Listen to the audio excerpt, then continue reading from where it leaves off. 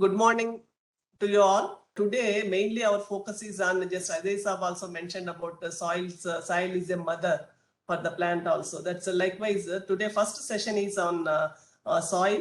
First session, that's regenerative soil management, mainly on understanding soil microbes and health and role of organic matter and Achadan. That's yesterday also we had a discussion regarding mulching and other issues and various practices of mulching. Here, Mr. Ravindra ji is here. He is Executive Director of WASSAN, the Watershed Area Support Services Network. You might have heard about this WASSAN.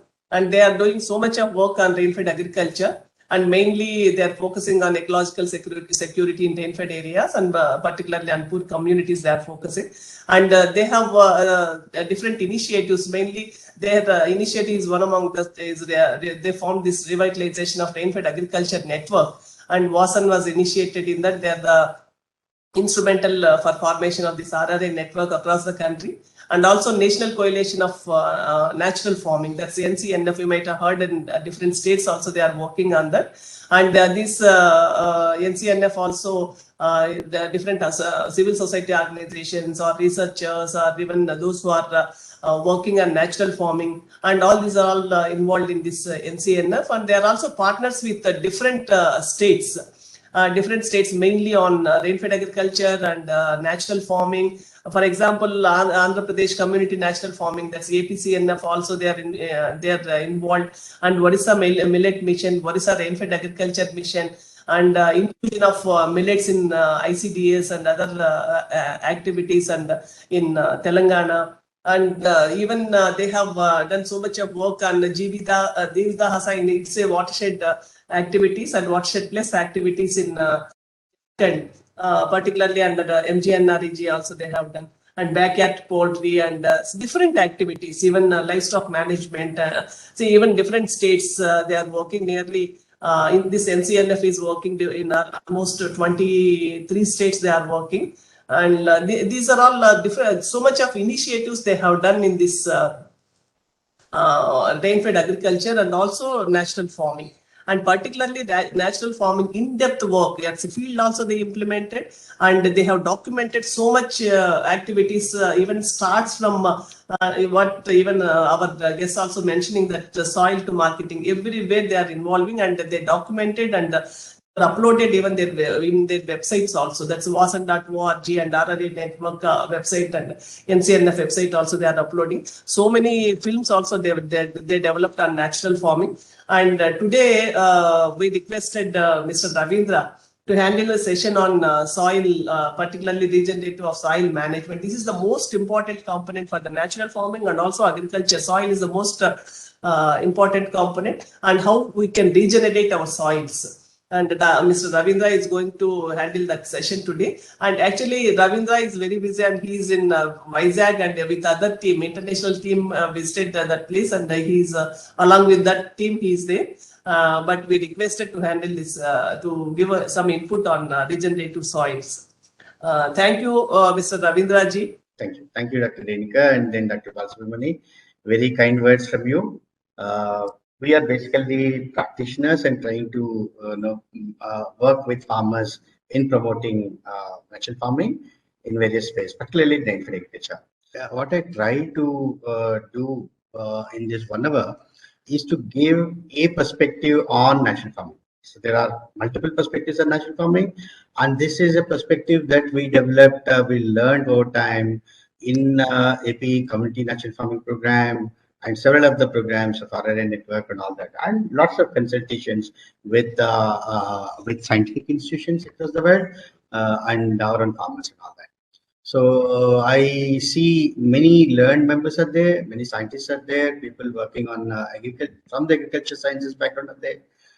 So it is important that this is a perspective, and then we are not giving any detailed scientific exposition, but we are giving a perspective. What is, how do you see soils in natural farm? No? So if I achieve that, then I'll be, yeah. Okay. So when you see this soil, what is the image that is coming into the mind? So completely barren, It is And very then, sterile kind of very, things. very sterile kind of a thing. And then there is little life in the soil. No, so this is a scene from Anantapur. Anantapur used to have, I will show the photographs, how the crop systems were some 50 years back, and now where it has moved. So the last 50 years of transition in Anantapur is from a diverse, rich kind of a crop system to 80% or 70% monocrop of groundnut. So groundnut is sown, land is prepared, groundnut is sown, and it is harvested around October, November. After October, November, you can imagine how the soil looks like.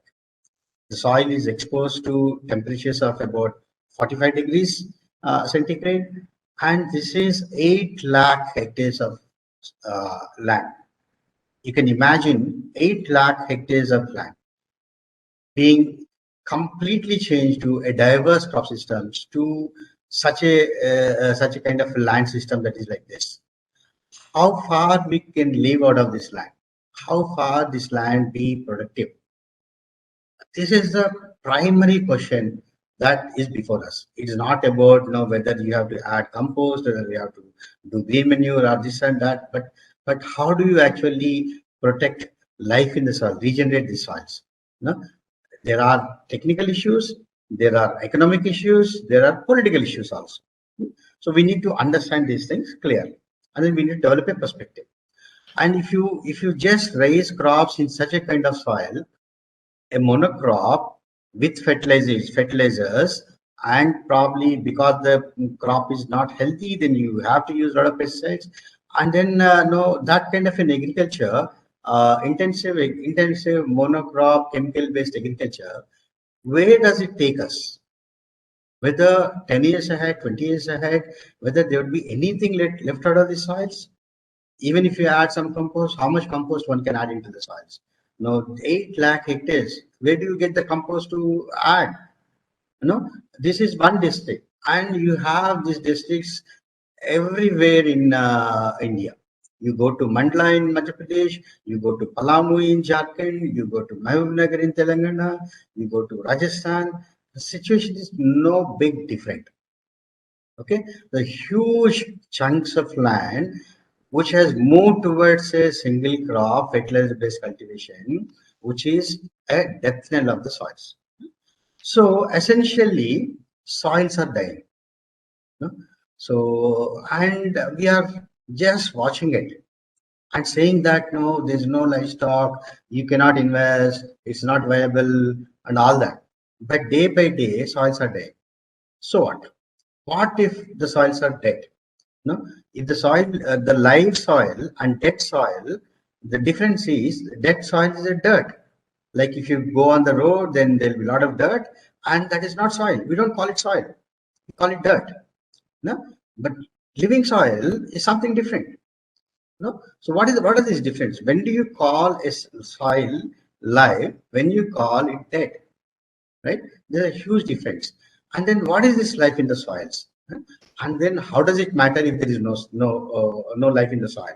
We can use fertilizers. I mean, the science and technology is so innovative. It can probably create capsules of fertilizers that plant can survive in future. Who knows? No. What if it is dead? We can still produce, and we can even produce without soil. There is hydroponics. You can do away with it. But is that really true? Can you do away with soils? Can you do away with the soil health in crop production? Can you really remove the life out of the soil and then sustain the crop and then food security of the country and all that? So that is the main question. There is no option other than actually working on the soils. Hydroponics and all that can be a niche, small things.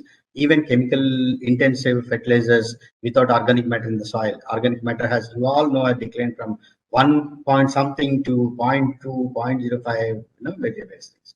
So there's no way we can survive the agriculture and secure the country from the point of view of food security without actually addressing the soil. And then one of the fundamental question is, who is the owner of the soil? I mean, whose property it is? Is the soil private property? So we all say, no, the farmer has to take care of it. Farmer has to take care of it means farmer has to take care of the health, soil health, and the taking care, the cost of taking care is built into the farming economy. So whatever the net returns that the farmer get, out of the net returns, he has to allocate for maintaining the soil health. This actually brings the question, is soil health a individual farmer property or is it a national property?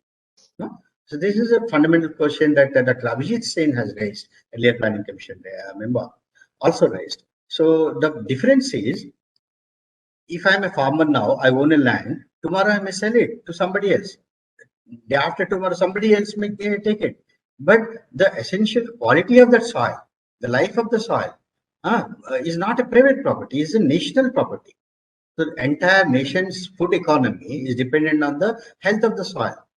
Therefore, the country should invest, the public should invest on the health of the soils. It's not just the farmers.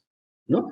So this is the first question, first kind of a perspective that we need to say, that we should not treat soil management, soil health improvement as something that has to be done by the farmer by himself or herself. There should be a national priority and a national objective whereby the governments have to invest. There must be public investment on maintaining soil health, public regulations on maintaining soil health. No, all those things like air. If the city's air goes beyond a certain level of tolerance, then government imposes restriction. The Euro standard, Bharat standards of the cars, the diesel of old cars from the, there is a governance that is coming into the force once the air quality is going bad, because air is seen as a common property. Similarly, soil health is a common property. When the soils are losing its health, then government should step in, either regulate or support or build investments. So this is the first conclusion that I arrive at. The second point is, if government decides to invest, where should government invest? Where government invests depends on what science and technology institutions advise them. So far in the old paradigm, science and technology institutions largely advised on crop nutrition, how to provide nutrition to the plant so that the yields can be better. The advice on soil health, other than the soil health cards, is very low. I'm not saying it's not there, it's there, but it's never implemented, not much actually invested upon in terms of actual investment on the soil to improve its health. But now it is a time with the natural farming gaining ground. Everybody's attention now is going to the going to investments on soil, and then what should we do with the soil, and what should we do with the life in the soil. So this is the second one. Now we are actually surviving the soils, agriculture, and all that. It's like in ICU. Artificially आज 2 micronutrients का deficit है, कल 4 micronutrients का deficit होगा, then after some time there will be 10 micronutrients that are deficient. You keep on adding this to the public subsidy system. We're artificially managing the soil health and crop nutrition and crop productivity. This cannot go much longer, because the soil organic matter, soil carbon will become a critical missing link in the whole chain.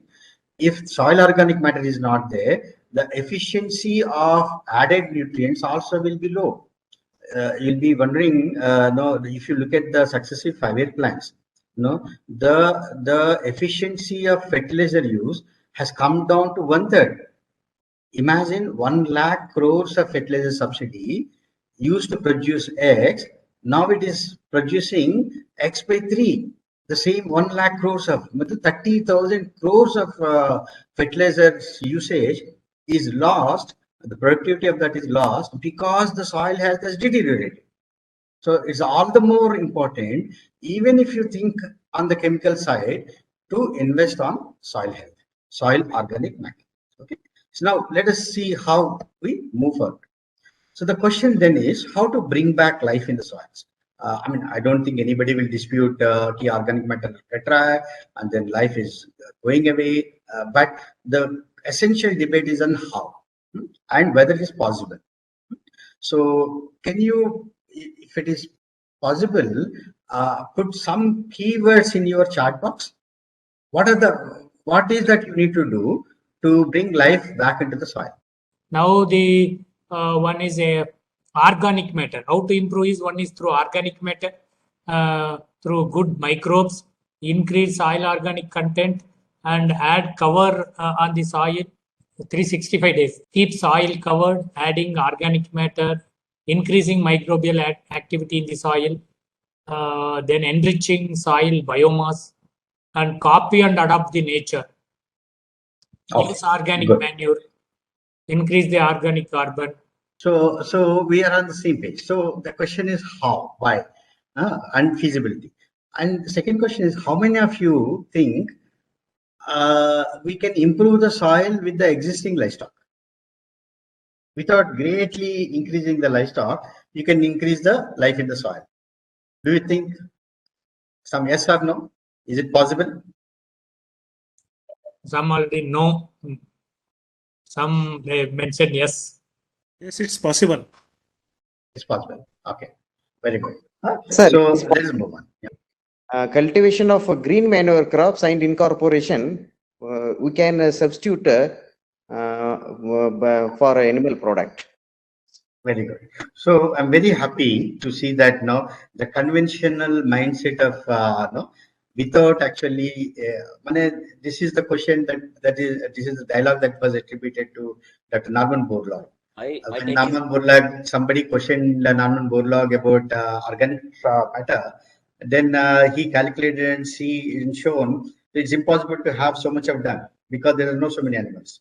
So the larger mindset, if you when you come across with several people in the extension system or in the farmers field or in the scientific thing, we normally see, even if you take all the government schemes, government schemes on organic matter and all that, most of the schemes provide for these things. Either you use compost, vermicompost, NADEP, industrial compost, urban compost, and all that, green manure, soil conservation.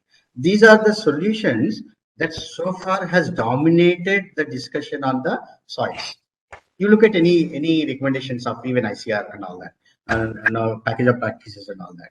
So this is how people are doing. I'm just leaving out the problem soils.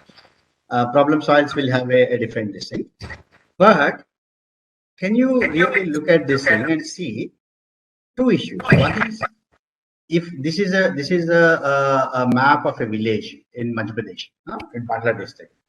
So if you just look at the map and then see these are the habitations and these are the adjoining hillocks and forests are the uplands. If you have a good vermicompost, if you have a good NADEP compost, where do you apply? So never they will be applied in the uplands. Kodokutki ka area mein lagati nahi hai. So whenever you have good quality compost, it goes for either vegetables or paddy lands or horticulture.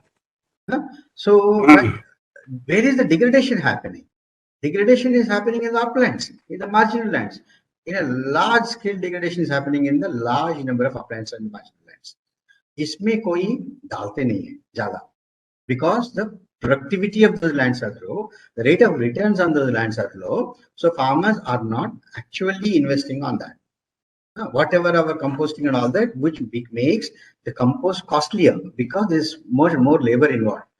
That prevents people from using it, and that actually encourages people from using it in the high remunerative crops, not low remunerative soils. So by that logic, one is there is no adequacy of so much manure. Manure तो उतना high नहीं कि हम सब land को apply करेंगे, जितना quantity में चाहिए उतना क्वांटिटी में अप्लाई करेंगे, वो तो हाई नहीं. Second, वो spread be restricted to good irrigated vegetable horticulture lands. This is the problem. So though we say soil health का problem है, या हम लोग ये बोलते हैं कि अब soil test card दे देते हैं. So this is the main reaction. Soil health card.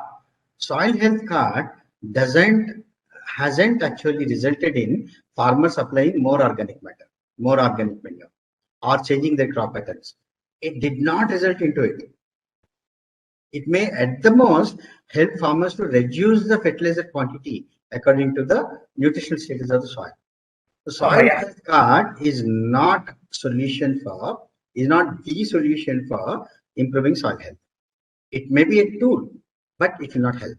So, and then all this composting and all that also is not a solution because it's not adequately available.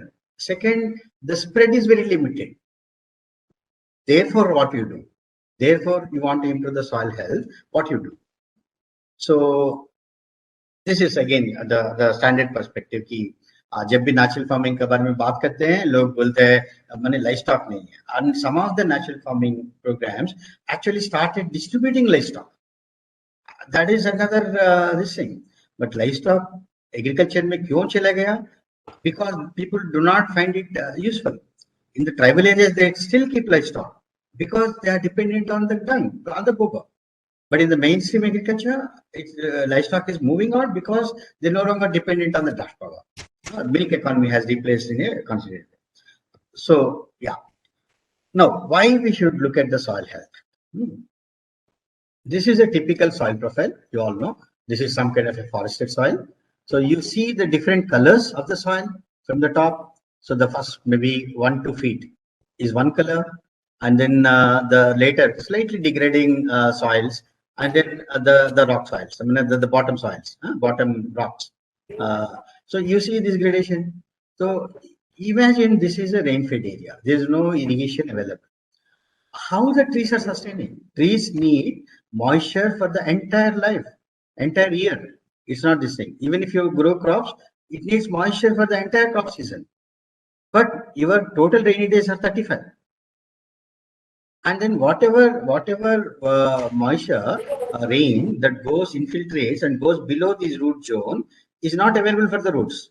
It goes into the groundwater, right? So entire productivity of the land, be it crops, be it the grasses and livestock, be it the horticulture, fruits and then income, everything depends on how much of rainfall you are actually capturing in the number one profile of this thing. Why it is black? Why the color is dense? In it takes. Why the topsoil color is dark? It's also the zone where there's a maximum. Yeah. Maximum microbial activity will be happen there because layer of the soil due to organic matter. Yeah. So there's a lot of organic matter here and a lot of activity, live activity is there. As you move down, there is no life here. It's dead. Okay. The moment root penetrates, root brings life into the soils, and the rocks also start degrading. Right. So the first question is, how much of rainfall you can hold in this profile, in this soil profile, which is available for the plants, and the root zone में कितना पानी बरसात आपको इकट्ठा करके रख सकता है. Second is how long you can retain, how much you can harvest, how long you can retain are the two principal considerations for productivity of the rainfalls.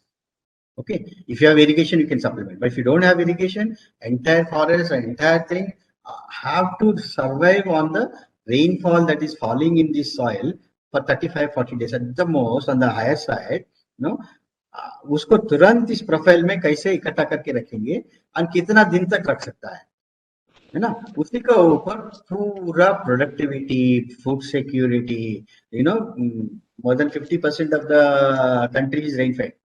And then 80% of your pulses comes from the rain-fed soils. 90% of millets comes from there. Your oil seeds come from there. Entire food and nutrition security depends on this 2 feet of soil. How much of rainfall you can put into this soil profile and hold it there. है ना? इसका बिना आपका जिंदगी नहीं है. There is no food security if you don't harvest them. If this soil becomes sterile, then water will drain off or move down, right? So entire life and agriculture and livestock and horticulture in the rainfed system, in most of the systems, depends on how much of rainfall we are having. Therefore, you need to hold moisture in this harvest and hold moisture in this profile. How do you do it? What enables you to do it? So if you look at this thing, standard thing, all of you might have seen this. So what happens to the water? One is something that runs off. The more harder the soil surface, the higher will be the runoff. And if it is not like cement, root zone में पानी जाएगा, and then slowly ज़्यादा पानी होगा, then it goes into the deeper percolation, and then there will be some kind of. So one is this runoff. Second is whatever is the soil moisture in the soil root zone, it starts evaporating. And this evaporation there's a huge amount of loss, right? So actually to keep moisture in this root zone, what you need to do is to have these things. You need to have organic matter in the root zone. What are the strategies that we therefore need to have? Is one, you increase the organic matter in the soil. We'll see why increasing the organic matter in the soil helps in more harvest. And then you need to prevent surface hardness so that more and more barsat ka pani will infiltrate into the soil profile. Yeah, and then you have to reduce the soil temperature. We have to prevent the runoff. These are the logical first solutions to prevent rainwater to move out and hold the rainfall into the soil profile. So our entire strategy in natural farming kahiye, organic farming kahiye, whatever name you give, I'm trying to build a logic to it. So these are the things that you need to do. What are your strategies to achieve this? So soil cover, agar soil is exposed to sun for 5 months, the entire organic matter in the soil desiccates. It oxidizes. It doesn't get converted into this thing. Because the soil temperature is high, microbial activity will not be there. Therefore, you need to cover the soil for long period and have thick layer of this thing. And you have to cover the canopy of the soil so that your soil temperature is low. And by doing that, if you add organic matter in the root zone, that stays for longer period. And you also have to increase the root zone. The more you see here, this tree root starts penetrating slowly. So jitna penetration hoga, pani iska साथ अंदर जाएगा. So you are allowing water to be actually move down below the soils, more and more. If you have deeper root systems, and once the crop is harvested, all these roots will be lying in the field. So you have a dense root system in the soil, adds a lot of organic matter in the soil. So therefore, you need to have crop systems that have shallow roots, medium roots, and dense roots. So you need to have a combination of these things, right? So these are the principles which gives us technologies, which gives us a basis for exploring what kind of options, what kind of technical options we have. So then let us look at the life in the soils. So far, we only talked about the physical properties. We haven't talked about the life. Let us look at the life in the soils. What I learned over period, and then this learning came from a lot of scientific exposition in AP Community Natural Farming Program with the international community of scientists who are helping that in understanding the phenomena that's happening in natural farming, is this thing. This we all know. There is a food web up above the ground. There is a food web below the ground. There are multiple macro, micro organisms in the soil. You all are learned people, and then you know all this thing. From rats to earthworms to even birds to anthropods and bacteria, fungi, and all that. There is a complex microbial and macro biology of the soil. There are different trophic levels, and all trophic levels where you have systems. And this system is interlinked. One is dependent on another. It is not independent. Like NPK is not independent. Like they are seen as independent. This system of soil biology is quite interdependent between one become food for another food for, becomes food for the third trophic level, and all that. It's a complex thing. So what happens when you have this fungi and all that? If you have no organic matter in the soil. Imagine this is just dirt. You remove all the organic matter. Then everything, the finer the soil, the tightly packed they are. No, there will be no porosity available, and there is no permeability. Water will not infiltrate because there is no spaces. This soil will not hold water because there is no pore spaces available. Hmm? Suppose if you have a rich organic matter in the soil, lot of fungi, worm, and all these things develop. Then this is an electron microscope image of fungal hyphae. Then you have a dense fungal hyphae spread around. So they actually occupy the spaces. They make the pore spaces very distinct. So because there is a lot of organic matter, the surface area increases. Hmm? Water always adheres to the surface area of something, either the surface of the particles or the organic matter. So the more organic matter is there in the soil, the more fungal hyphae is there, then soil pore spaces badega. Then the more scope for water to infiltrate in the soil and retain in the soil. And soil aeration be bahut badega. Aeration is very, very important for root growth, evolve. So, and then one important aspect that Mr. Subhash Palikar says is WAPSA, which is a continuum of air above the ground and air below the ground. So, air above the ground is a reservoir of water. There is a huge moisture. Your humidity is moisture. So much of water is actually water in the air. So much of water in the air, that water through the soil layer actually goes into the porous system of the soils. So there is a continuum of soil and then atmospheric this thing. So a lot of air and water also moves in between. So the water vapor can be harvested into the soil if you have good porosity of the soil, good organic matter in the soil, and good soil cover. Then the moisture availability will be high. Good soil organic matter, good mulch can harvest dew more compared to a plain hard soil and a well mulched soil. Because the surface area is more, lot of dew is harvested. Dew harvested is water. Is what drips from your drip pipes in the irrigation system. These are all drips, numerous micro drips naturally drawn. Okay, so this organic matter prevents soil aggregation, builds soil porosity, helps soil atmospheric air to move into soil along with the moisture and harvests rainfall, retains rainfall, and all that. All that is achieved only when you have good microbial population, which actually makes soil aggregates. This is one fundamental principle we need to listen. My friend Dharmendra often quotes this example. I have taken it from here. आटा को ले लीजिए, उसके ऊपर पानी डाल दीजिए. पानी आटा का अंदर नहीं जाएगा, वो बह के चले जाएगा बगल में. So there is hardly any infiltration there because आटा का जो फाइनर पार्टिकल्स है, फाइनर पार्टिकल्स का बीच में पोर स्पेस नहीं है. Suppose with the same atta you make a bread can hold lot of water, and then you see the water in the atta is muddy, is colored.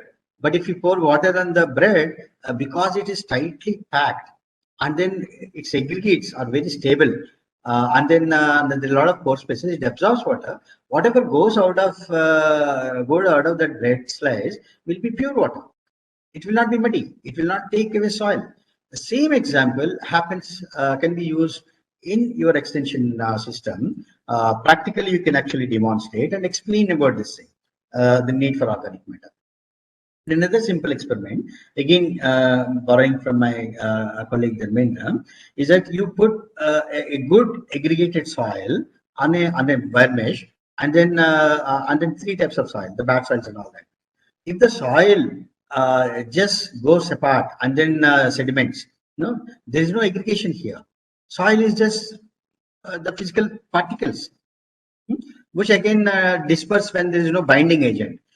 If they're good aggregate, the binding agent is so strong, the microbial binding agents are so strong that it doesn't allow the soil particles to drain. You don't lose soil through runoff if you have a good soil aggregate. Okay. All this is possible, these binding agents. What makes this part of soil not lose its soil, even if it is drenched in water, is because the microbes hold the soil through a process of aggregation with organic matter, right? So then this is an emerging area where several people are now coming up, where they are saying the living roots, what is called the living roots. So the theory is plant produce sugars. All the plant sugars that are produced, that several scientists started saying that 40% of the sugars are stored in the above ground biomass. Above ground biomass is what? Is your grain, leaves, and all that. And then 30% of the sugars are stored in the roots. And they're saying 1/3 of the sugars moves out of the root system into the soil. You just imagine, plant is producing 100 units of plant sugars, out of which 1/3 it is actually releasing into the soil. इतना मेहनत से बनाया, लेकिन वो इस्तेमाल नहीं कर रहा है, वो सॉइल का रूट का सिस्टम से सॉइल में छोड़ रहा है. Why it is leaving so much of sugars prepared with great difficulty into the soils is because these sugars attract microbes. So the living roots exudes a lot of plant sugars into the soil, and there are specific microbial associations with that sugars. They come to eat the sugars. They come to interface with the sugars. So there's a microbial attraction. Microbes पूरा उसको खाने के लिए आता है roots के पास. Then a system of interface between root and soil through the microbes happens. That is where actually the plant uptake of nutrient takes place. Even if you apply urea is not absorbed by the plant. Urea is absorbed and absorbed into the soil, and the bacterial population makes it available to the roots. So for the bacterial population to be there, you need to have root exudates. And they are also saying different plant types have different types of root exudates. Different types of root exudates bring in different types of microbial associations. So diversity in microbial population depends on the diversity of the plant sugars exudated. Diversity of the plant sugars exudated depends on the diversity of crop systems. Therefore, they're saying, so more diverse crop systems build soil health much faster and better. Not just because the root depths are varying, but also because the bacterial microbial associations with the roots in the soil will be different. And if you know, 1 gram of carbon can hold 8 grams of water. 1:8 times. अगर 1 gram carbon होगा तो उसका 8 गुना वो पानी को पकड़ के रख सकता है. पानी को पकड़ के रख सकता है, उसका means they also colonize the bacteria. They also make hold the nutrients for this thing. So the more soil organic carbon is more nutrition to the soil, to the plants.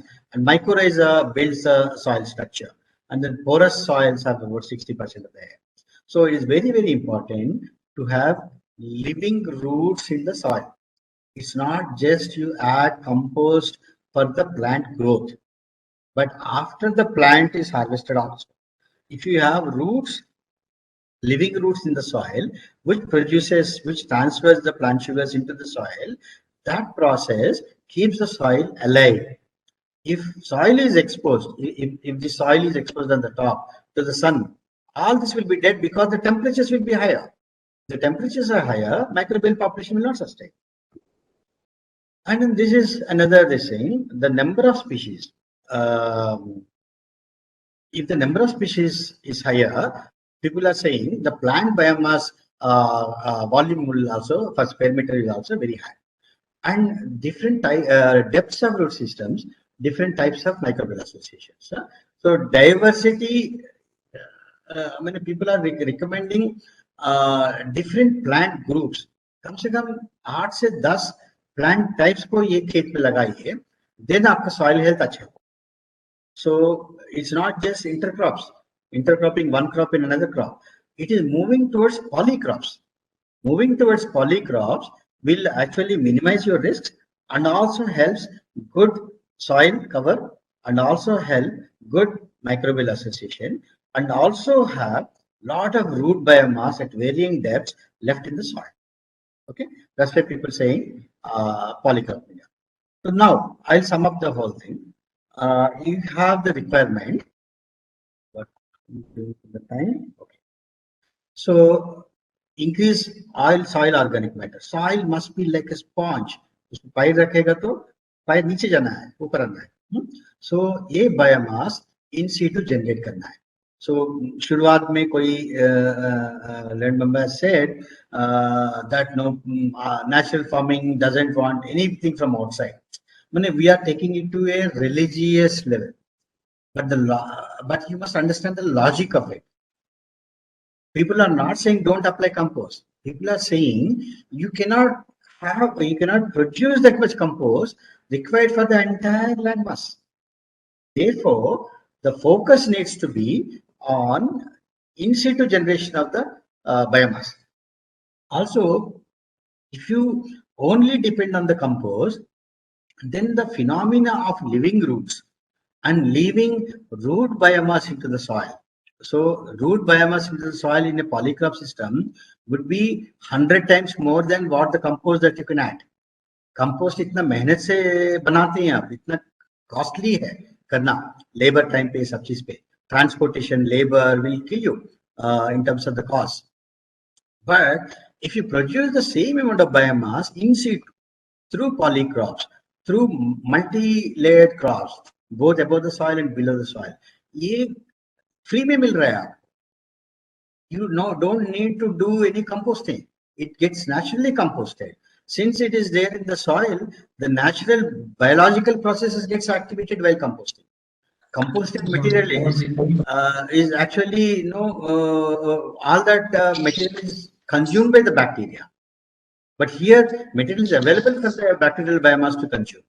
Okay, so this is the logic. This is the reason why natural farming में emphasis ज़्यादा in situ production में देते हैं.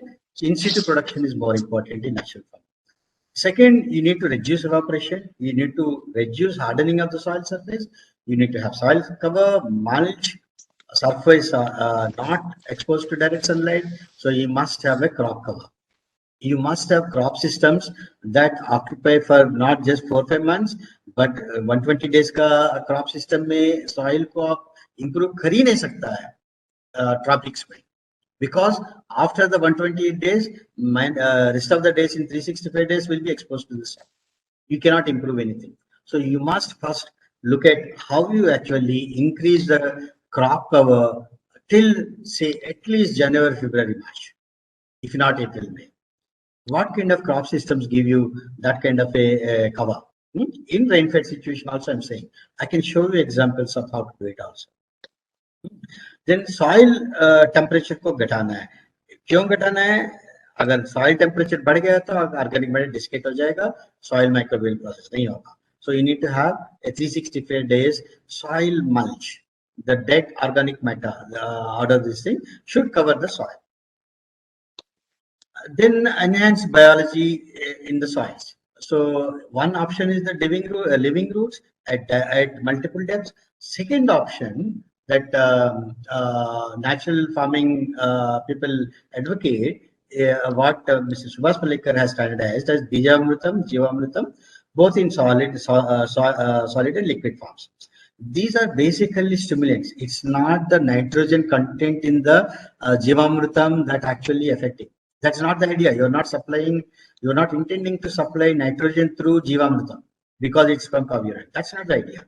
Jivamrutam is a mass of living bacterial, living microbial composition.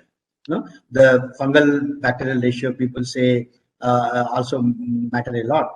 So you are adding inoculants to the soil so that soil processes get restored. So because lack of carbon for so many years, microbial diversity and density also is low in our soils. So you are actually constantly supplying these microbial concoctions to the soil, to the foliar also. Microbes there are there in the air, even in the sky, people say, on the leaf surfaces, on the plant surfaces, within the plant and below the ground and within the roots and outside the roots. Everywhere there is microbial complexes. We are basically stimulating that life in the microbes through applying Bijamritam. Why Bijamritam? Because you are actually giving a microbial coat to the seeds which are sown into the soil. So as the roots grow, the microbes also grow. That's the idea. And then the Jivamritam is a foliar spray, which is easier to prepare, unlike compost. And then you can cover a lot of area of supplementing the microbial population. So I don't hold the fundamental view of no, ये नहीं करना है, trichoderma नहीं करना है, वो नहीं करना है, ये नहीं करना है. But a amalgamation of microbes is seen as always better than isolated one particular application. So nature mein diversity is better. So if you can somehow mix trichoderma with the Jivamritam, you'll find a way and then you can do it. What's stopping you? But monocultures are always problematic. What is the problem? I don't know. But we use at times, you know. But don't be religious in this thing. But see if there is any contradiction, avoid it. Okay. So and then there is a lot of views on the tillage. Whether you should no till, is it possible? No, the idea is no. Don't till light till as far as possible. Avoid deep tillage, avoid repeated tillage as far as possible. Because you are disturbing the soil and then you are exposing the inner soil to the atmospheric processes and then the heat. So you are actually disturbing the building of the microbial colonies. That's the only reason I could see. So if you have good mulch material on the soil, if you have good biomass on the soil, your requirement of tillage also lessens because your roots go deep and then soil becomes porous, your earthworms move up and up, rats may burrow deeper. So all this creates spaces within the soil, under the soil, and makes it pliable. So then erosion control is a starting point. If you have a steep erosion, you can never manage that soil. So in the tribal economies, tribal areas, they harvest soil into the stream terraces and convert this into useful listing. Pebble beds, earthen beds are, I mean, this is the standard engineering measures in soil conservation that we are doing. This is again, if you even in such upland rocky areas, you see here, if you just remove the soil, there is a soil moisture there. Remove the rock, there is a soil moisture there. The soil moisture, if you can protect soil, if you can get more and more rainfall infiltrate in the soil, you can and cover the soil, you can have soil moisture for longer period. Even in rain-fed areas, you can avoid terminal drought if you have good soil. If you have bad soil, terminal droughts will be a serious problem. Because after September, pani nahi hoga, and then you have to get the harvest by the residual moisture. So how do you increase the residual moisture, even such soils? Only through the soil processes, not through chemicals, but through organic matter. So I'll give you some photographs and then close. So this is one farmer, one particular thing which is catching up. A half acre, they converted it into raised beds and furrows. So about 2 feet beds, this farmer did, and then the furrows. And you can see the number of crops. No, castor se leke, papita leke hai. This person is earning 50,000 rupees from half acre land with irrigation provided 15 days once. No, with multiple crops. You can see the jungle jaisa dikhta hai. But this person is earning out of it. It's earlier, organic farming में जाएगा तो आपको income कम हो जाएगा, yield कम हो जाएगा. Farmers will lose 3 years period, and if the premium is there, then only you can do organic farming. वो concept दिमाग से थोड़ा सा हटा लिए. You are not talking about replacing chemicals with organic. You are talking about changing the system, changing the crop system, changing the way you deal with soils, changing the way you deal with crops, manage crops, fertilization of the crops. If you have a different crop systems, then you can be remunerative. There is no reduction in gross yield per acre, and probably the farmer can earn more net income. It is possible right from day one. So you can explore options, you can try, see around you. There could be many things that may be visible. And this is the raised bed where they covered with groundnut husk. No? If you in the raised beds, if you have so much of mulch and all that, imagine if the rain falls, what happens? All the water goes in. There is a lot of bacterial activity below the mulch, below this mulch. A lot of soil will never be hard here. It will be very pliable. So जितना पानी गिरेगा वो जमीन पे जाएगा, जितना जो जमीन पे जाएगा वो रहेगा जमीन पे. इसलिए कि अब ऑर्गेनिक मैटर ज्यादा है, पोर स्पेसेस ज्यादा है. And this is a system which used to be in Anantapur. The first photograph I saw in the bike and then this thing, she's showing the same area. This used to be the system. Even now, we are reviving. Now we can show you 2,000, 3,000 acres of such crop systems, where this is the groundnut and there are key rows. This is called Achidisol. There are crops up to February. Last crop is castor. Now you see very little of castor, but you go to the same field in February, you get an impression that it is a castor field. Now you are seeing this is a red gram field because the intercrop of groundnut is mostly harvested, I think, or about harvest. So before red gram, if you see, it looks like a groundnut field. Before groundnut, if you see, it looks like a foxtail millet field. Yeah. So one time sowing, multiple harvest, and just imagine how much of biomass this adds.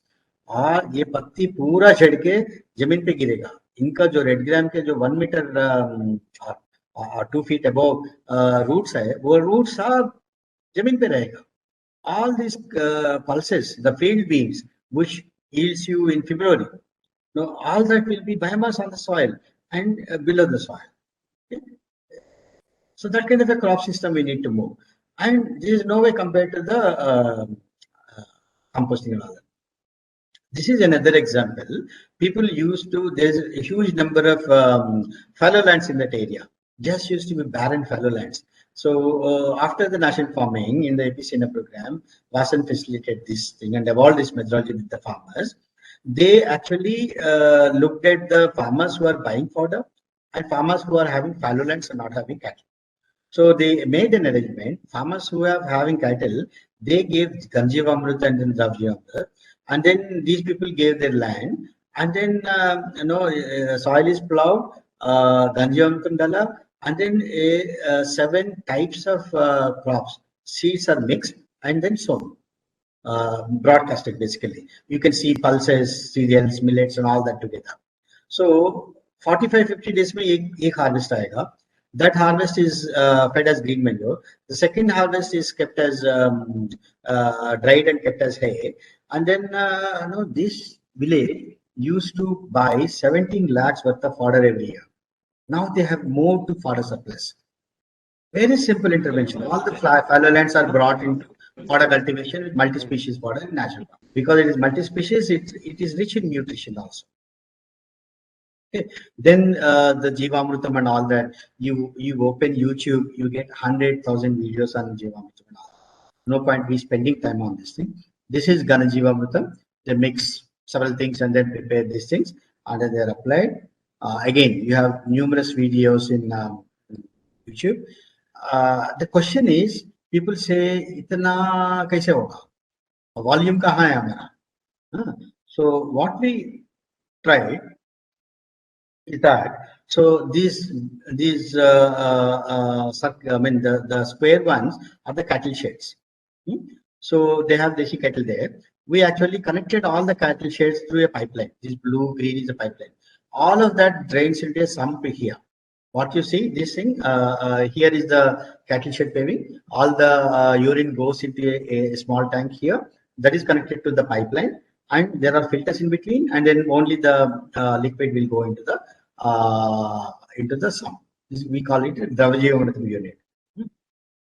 So there is the sump here, and there is and then the urine is pumped into this top thing, and there is a water connected to this thing. This is the fermentation tank, and fermentation tank has an aerator, and then there is a filter, and then every 5 days we get 1,000 liters of Jivamrutam. Now this unit supplies for the entire village, one single this thing. And then people come from other villages, come in tractor. You see here, they came with a tanker and then started taking it there. So we now having a problem of how to find users. Earlier we were wondering now how to get Jivamritam for all the plots. Available nahi hai. Itna urine kaise collect hoga? Itna hai. So you bring in technology and apply mind. We can have solutions. These are easy solutions. Everything is available in the village. You don't need to bring anything from outside. No, any material from outside. You just apply some technology, bring this in. This unit runs on a solar thing. And then there is, you see, this is a solar powered aerator, and it aerates. It has a timer. It aerates every 1 hour, 5 minutes, 10 minutes, something like that. So you have a good quality, and then we actually sort of developed a battery operated sprayer with a zoom. This thing people can take it to this thing, because Jeevamrut we have to apply in large quantities. Peat में जाके उतना मेहनत करने की जरूरत नहीं है. So simply fill the tank and then take it up. So you can actually bring in technology. It's not that now we are going to Mohenjo-daro times. We have to apply the modern technology, which is consistent with the philosophy, to provide the solutions. Okay, let me sum up. So my principal appeal to all of you is, see that hum compost dalenge. Green manure also is not a good option. I mean, not the only option. I'm not saying good or bad, because of two reasons. One, it is a monocrop. The diversity is not there. If it is diversity, it will be better. Even if diversity is not there, it's good to have at least one. But if it is more, it's better. Second, green manure is applied before the sowing. In rain-fed region, rain-fed areas, you don't have option, because you go for sowing with the first rains. So first rain से land prepare करेगा, उसके बाद में apply करेगा. You don't have that window of 45 days to apply green manure. So therefore, suggest move towards this kind of a system, natural farming system. And then don't think that natural farming आप गोबर से करना है या compost से करना है, livestock हो गए तो भी होगा, ये नहीं है. Please understand the requirements of natural farming. The foundations, the scientific foundations of natural farming. उसका हिसाब से the challenge in your, because it's highly location specific. Himachal में जो आप solutions होगा वो अलग होगा, राजस्थान में अलग होगा, अनंतपुर में अलग होगा, tribal areas में अलग होगा, because the soils, agroecology, everything is different, but the principles remain the same. The soil should be covered for 365 days. What kind of crop systems, like I showed you, Navdanya systems, Akizal system in Andhra, Karnataka as one. We have actually documented similar systems in 14 states. We have 14 case studies from Gujarat, Rajasthan, Maharashtra, Jharkhand, Odisha, Andhra, Telangana, Karnataka, and others, where the traditional systems that you look, all the traditional systems are long duration systems. The last harvest comes to in January, February in rain-fed areas. But slowly with improvement, they become monocrop 120 days kind of a system. Look for solutions, they are available. Look for technologies, they are available around your own agroecology. Second is move towards polycrop. Polycrops at multiple heights and multiple depths. This is what we mean polycrop. So the height पे भी जितना height variation होगा उतना maximum sunlight आप harvest करोगे. Then biostimulants, and do not allow soil to run off under any circumstances, and soil aggregation and aeration through biological activity. So whatever technologies that are consistent with these requirements, apply that. You don't need to be religious about natural farming. It is not a religion defined by somebody. It is a science that is evolving. We did not have great exposition to this, but we started learning. Let us apply, but under the natural farming principles perspective. Okay? I'll stop here, and then if there are any questions, unfortunately I could not see the chart. Okay. Thank you, sir. So Thank you very much for a very wonderful presentation. I think you have given a very narrative that soil should not be seen as a single entity and it should be seen holistically. Yeah. Very sterile soil, and it is possible to make a sterile soil into fertile soil also. And you have given a important thought that soil should be treated as a national or community resources, or we have to invest for long-term sustainability also. So it is not like air, whatever air, water. Now they are giving a lot of restriction. Even to dig a bore well, we have to take sometimes we have to take a permission, though it is an individual property. So soil also should be, so who has to invest on soil health? That is also one of the things. And again, you have given one other important is not like traditional farming. So with any modern technology can be adopted within the, it should be inconsistent with the philosophy of natural farming. So that is very important thing, sir. I think one Dr. Rajendra Singh has raised one question in chat box. I will come to Jai Ragendra sir afterwards, because he has already written one question in the chat box. So you have shown a very good cover crop system in the cereal pulse system. He is asking how it is possible in the wheat and rice system. This kind of cropping system, is it possible in the wheat rice system to cover throughout the year canopy, and also how to meet the food requirement of 1.4 billion population. Another thing is, it is coming to my mind. So in the entire crop cover system, because normally why people are not doing, because it requires a lot of labor, because different cropping system continuously the farmer has to work in his field.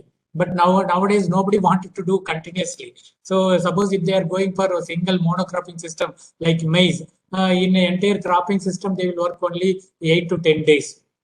They engage the mechanization and complete all operation within a few days. So who is there to undertake all this operation? Whether within the family labor also they are not interested to work throughout the year. Second thing is they are not getting the labor from outside also. So can you put your can you give some solution for that, sir? Sir, I am not telling about the system of rice wheat. I am just telling that rice and wheat, if we want to go for the rice wheat cultivation or basmati, then how can we incorporate this system? That's what. That's what. Your question is, suppose the cereal pulse system, it is possible different crops, and this system, how to do it? Do you have any example? If the cereals are wiped out, then how can we feed our population? First of all, let me sort of give my view on this feeding the population kind of a debate. So we have reserves for 4-5 years. Godam mein sad raha hai. Number one. Okay, so the feeding the population is not an issue at all. And we work in tribal areas in North Coastal and Odisha. We saw shifting to natural farming in say Ragi. We saw people moving from 4-5 quintals to 8-10 quintals yield on an average. I'm just saying yield of one crop. So it's not that if you see such lands are there, 50% in the country. I mean, if you extractive cotton जैसा आप अलग करेंगे भी तो substantial area under in the country where the productivity is low and you can easily have, and even chemical application is low. No, you can easily increase productivity. I mean, 50 years back, half of the country was eating millets.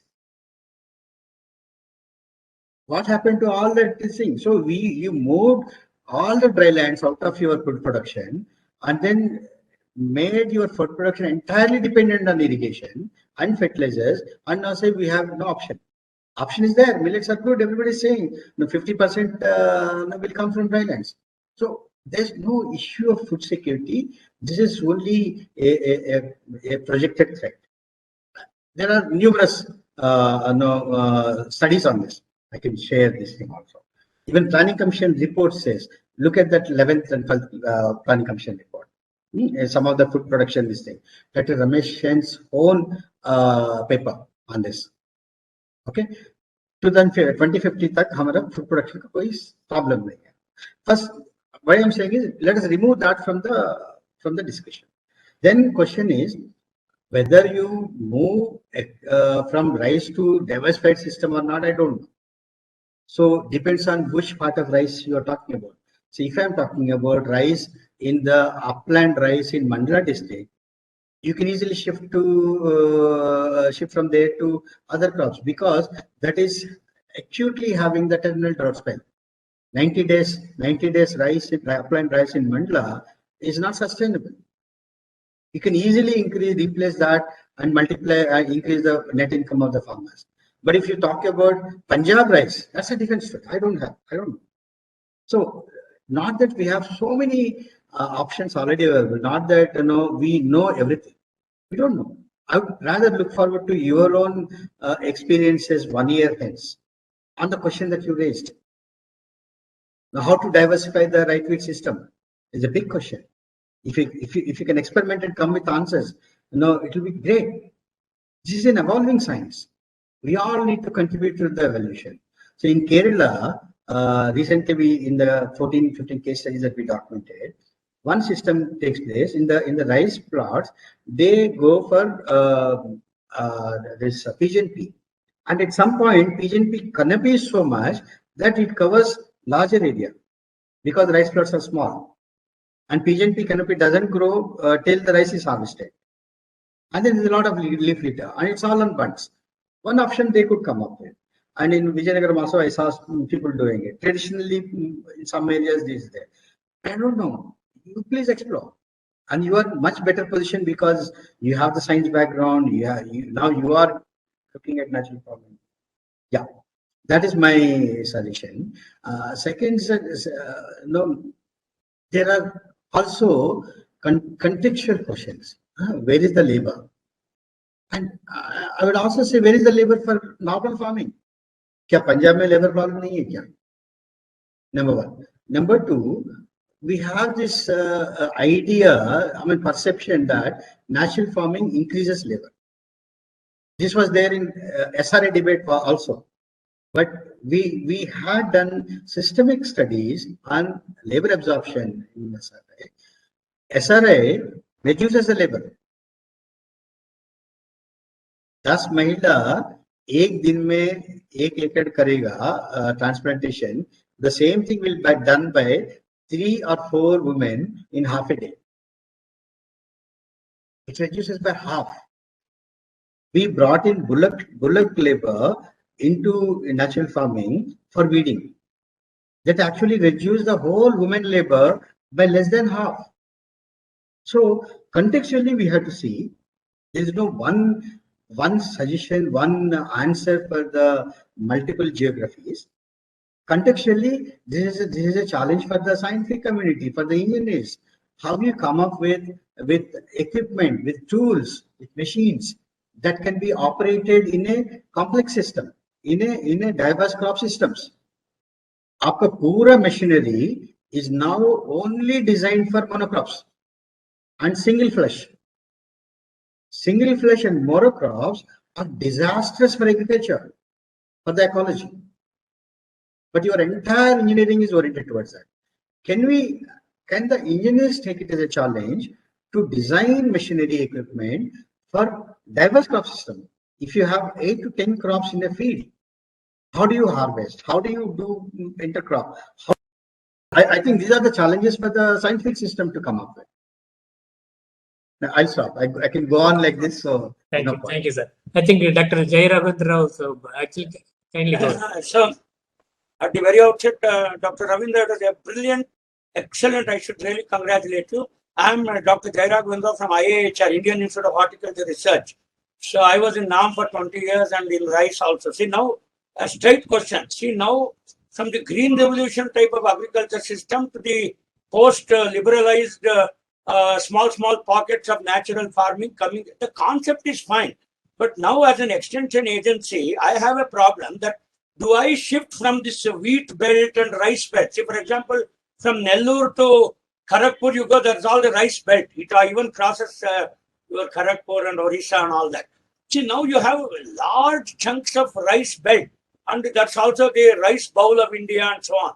See, we want to bring the natural farming concepts there, not in a small horticulture garden where we work with the cocoa peat, we work with Arca microbial consortia, we build up the microflora, root zone, rhizosphera. All these experiments have been done. They are very effective on a small scale.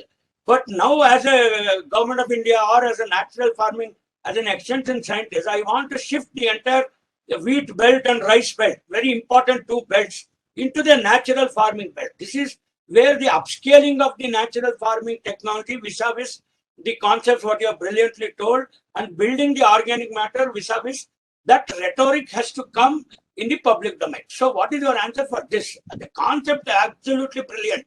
But when I want to shift the wheat belt and the rice belt into this system, I have to bring millions of extension workers, millions of Bal Subramanians. We have to run this show now. That is the question, sir. Thank you very much. Very simple answer, sir. Very simple answer. Stop fertilizer subsidies and stop irrigation subsidy. Everything will change. This is That what is in the policy we also try. See, after this course is over, see, we are supposed to build this concept in the entire 640,000 villages of India. See, but whether the rhetoric, what you are telling, how to convert this into an extension message and say that, okay, shift the entire rice belt into the natural farming belt. That is the problem me and Subramania has here, right now. In Sir, actually, 1960s, sir, one thing is, sir, 1960s, actually, even Prime Minister, Honorable Prime Minister also suggesting that don't go for in a larger area. Go let every farmer try with a smaller area. If he is successful, convinced, he can expand larger area. That is the message. but let me answer it two ways. One is the simplest way is to stop fertilizer and irrigation subsidies. Stop irrigation, everything will change for better, not worse. Second thing is we have observed in several of the West Godavari region, the region where you are saying. So rice farmers shifting to natural farming methods. I mean, obviously, it's not the diverse 10 crop that I'm saying, but it'd be a mix of practices and all that. There, the rice crops are much more resilient to flooding. I have several photographs that are there. They're much better off moving into the natural farming because the crop is sturdy and the costs are low, and then in several places they're also moving into the traditional varieties. The where market MTU 1010 से bore हो गया लोग खा they are looking for options. Red rice का कितना market बढ़ रहा है. No, the market is demanding something is different. But we as scientists and extension and the farmers, as following the policy drives, are caught into a system which is not responding even to the market. So it's quite possible at scale. Only my addition is, see, whether it should be a policy level change or it should be an extension change. This is what I've been asking. See, an extension change is at from the grassroots level it goes, but a policy change coming from, let us say, from Ministry of Agriculture and Farmers Welfare. So whether can we advocate this in a session like this? This is the question. The rhetoric is now going to change at a policy level. So that's what the ministry himself has said yesterday that fertilizer subsidy should be done. There is no issue in policy. I'm talking about from the extension side. There are numerous cases of increased yields, less cost, and higher net returns in paddy and wheat systems. There are so many case studies. So only thing is extension system so far formally hasn't advocated it. People who are advocating natural farming have to face a very indifferent and then sort of in the extension system, because extension system is driving something else so far. This is the first time where extension system is now moving to. If extension system talks about natural farming, farmers will move into natural farming definitely. So this is let us see now the the narrative is changing. And system is now saying do this, Prime Minister is saying, everybody is saying. Now scientists are still not saying that, but we hope that scientists also start saying this. Then farmers will definitely come. Yeah, Ravindra, just I will add Sir, one point here. 80 minutes, only one set, please. Now, like what Sri Lanka happened, see, now they brought natural farming at a policy level, and because of mismanagement of loans or whatever it is, today they are begging on the streets.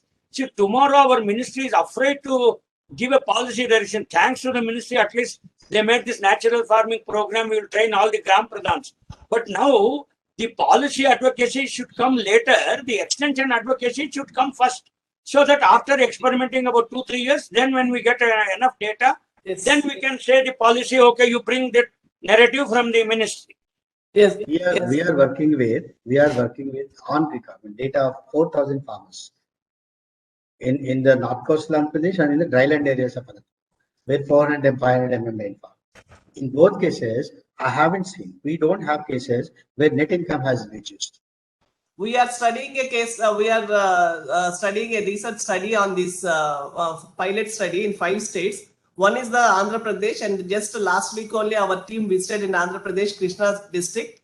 And the first crop, Kharif crop is paddy only, and that is a natural farming paddy. And the second crop is Bengal gram or black gram. Those things they are cultivating. And paddy, this community managed practices, package of practices are there through natural farming.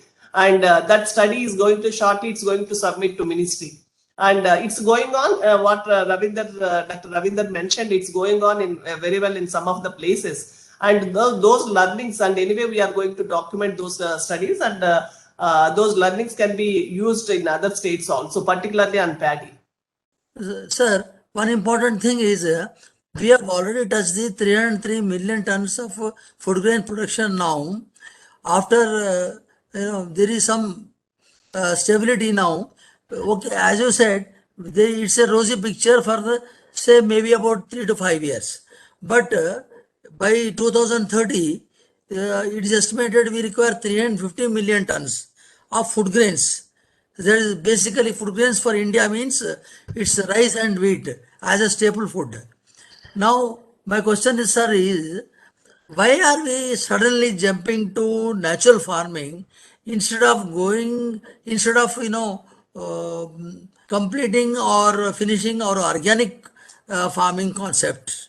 Are we leaving the organic concept totally behind and jumping to natural farming?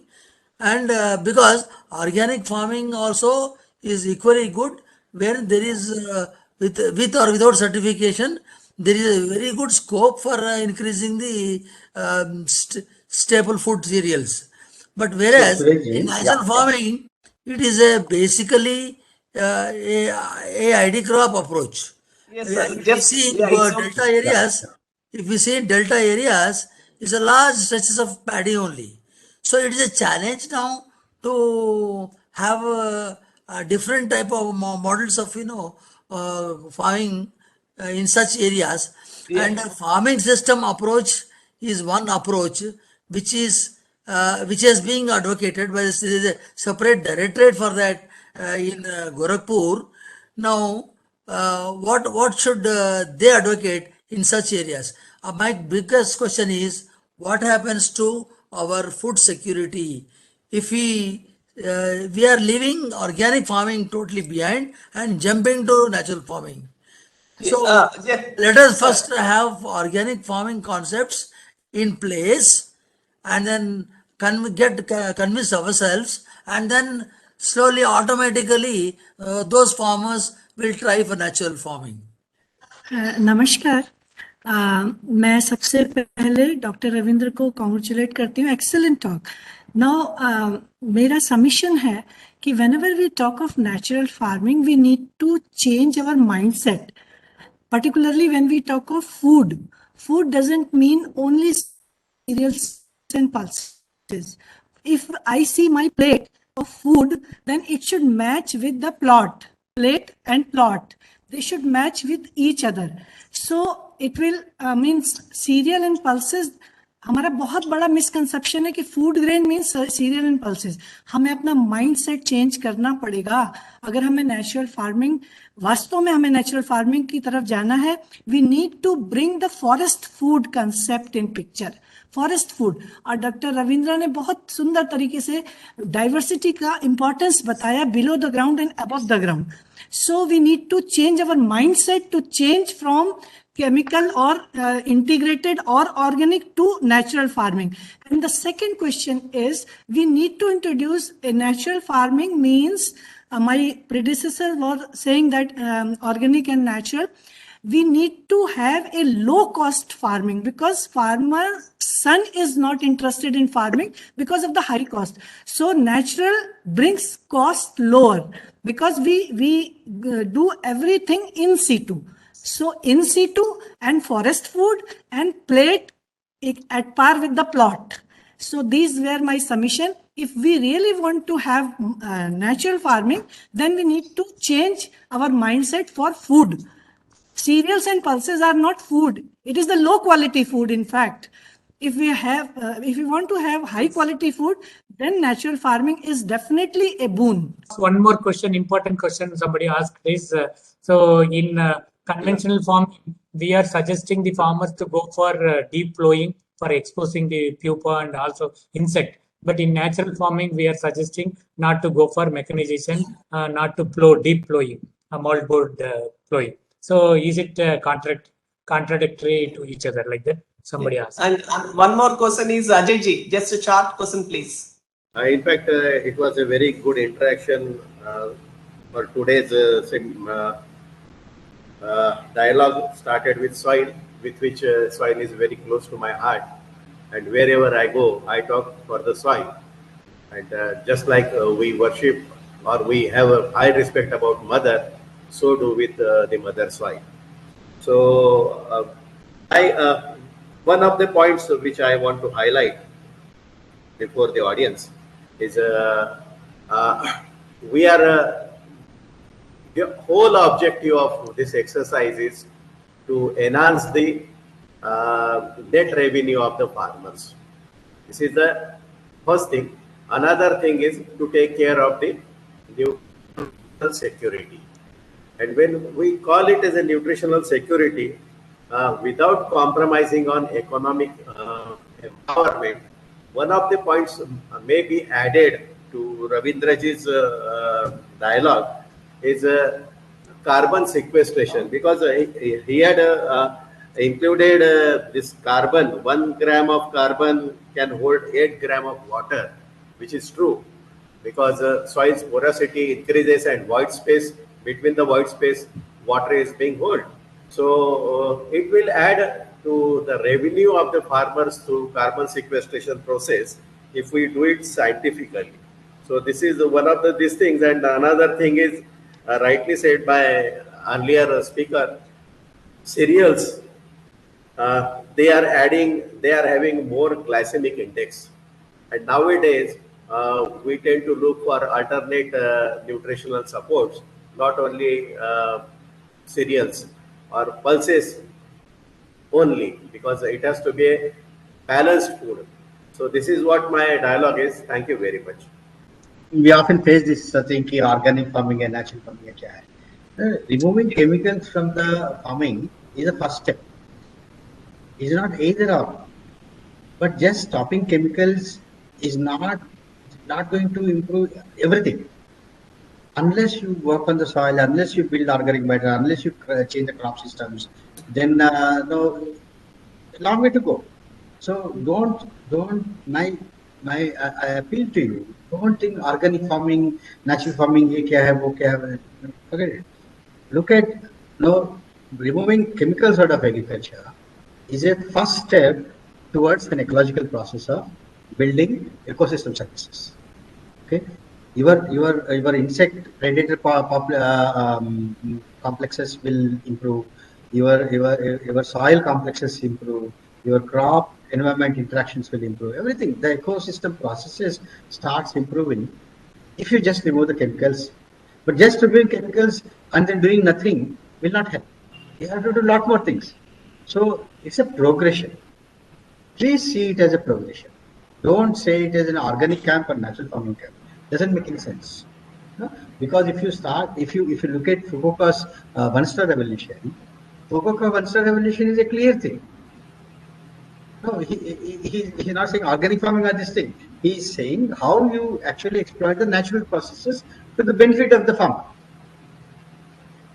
Tested methodology, he experimented 10 years, recorded it, shown the data, and practices are there. And so many farmers are now evolving these things.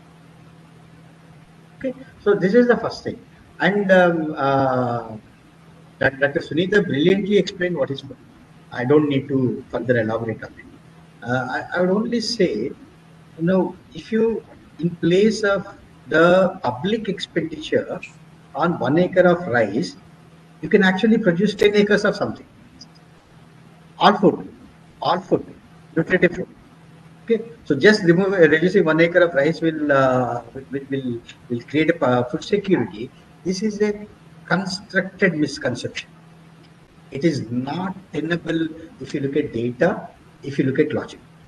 It is a religion perpetuated. Same is the case of the Sri Lanka thing. Sri Lanka changed to natural farming. Who is asking you to change entire Indian agriculture to natural farming tomorrow? Nobody is asking. People like us who are advocating natural farming are not asking government to stop chemicals today, all over India, period. No. Please don't go by that. We are saying there are many farmers are now engaging with natural farming, natural ways of doing farming. Many consumers, I see hundreds of shops came up selling natural farming products, certified or not certified, doesn't matter, because consumers are wanting it. आप अपना घर पे क्या prefer करेंगे ये बताइए. Do you wish to continue eating pesticide food or without pesticide food? Given a choice, आप बताइए, आपने देखिए ना, you are a consumer. If the consumer wants, if the large public wants, farmers are in distress in the chemical paradigm, and then overwhelming farmers are showing ways of doing it. Why we are resisting it?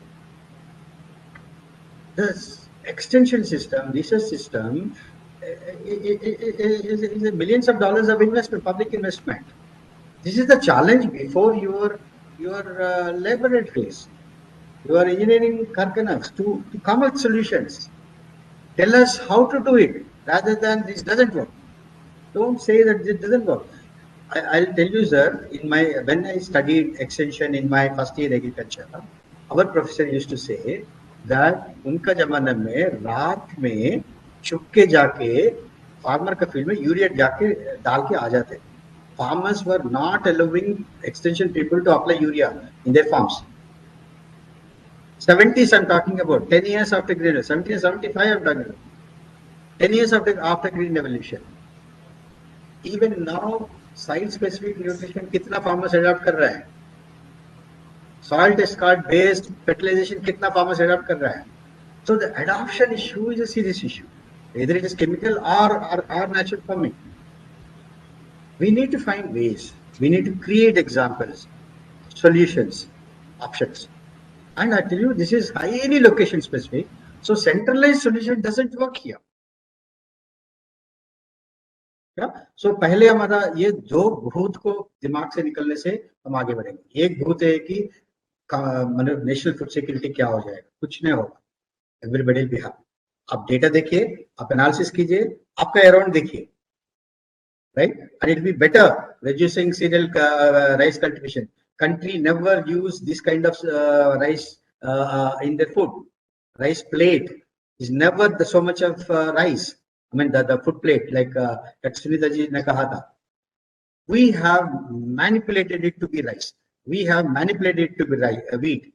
So this is the time we move back and then support publicly different ways of food, different diversity in the food and plate. That also reflects in the farms. That is what consumers are asking you to do. We are not responding to the consumers. This is my fundamental problem. This thing. I mean, there will be lots of questions here. The simplest answer is please experiment and find out. Please experiment. Don't listen to me or anybody. गांव में जाइए, farmers के साथ experiment कीजिए, उनको chemical नहीं इस्तेमाल करना है, आप कैसे करेंगे आप देखिए आपको बहुत सारा I think, sir, shall we go for give 1 or 2 minutes for Mr. Shamsundar Reddy? He wanted to share his experiences on this topic. With that, we can close. I think next is resource person is ready. Yeah. Always good to close with a farmer's experience. Yeah, some says more than yeah, some participants would like to say. Yeah, Mr. Shamsundar Reddy. Sir, I born in agriculturist family. During my childhood, my father, they used to do the natural farming. After that, what you have told just before, because of introduction of the urea by the government and pesticides, so farmers are habituated to use the pesticides and fertilizers, and it leads to indiscriminate use of pesticides. At that time, the government has introduced for food security aspects. Now we are having sufficient, self-sufficient. Now we have to think about the quality of the food. So I worked in CMSA in DRDA SERP programs, Community Managed Sustainable Agriculture in 2006. When I am trying to convincing the farmers, at that time most of the people, they have looked like a pagals. ये पागल कैसा करते हैं वो उसको होता क्या वो नेचुरल फार्मिंग बोल के फर्स्ट ईयर में I have faced a lot of difficulties. After showing the demonstration, convincing the farmers, most of the farmers, they came for cultivating the natural farming. And we have succeeded, and we have sent for analysis, and also we found without any pesticide residues also, and we have tried to send the chilies to the Bombay market. We have made type arrangements, and we have got succeeded. After that, when I'm based on my father's experience, based on my personal experience, we can do 100% natural farming. But the government intention, I request all the participants to please see why since 2 years we are closing our mouth. We are closing our mouth with mask. Why? Why it was happened? What is the situation? Because of our immunity, reduction of immunity and climate change and all these pollutions, this was happened. But the same thing in the soil also it was happened. So we have to go towards organic farming. There is no other alternative. We have to start from the zero. We have to achieve as much possible.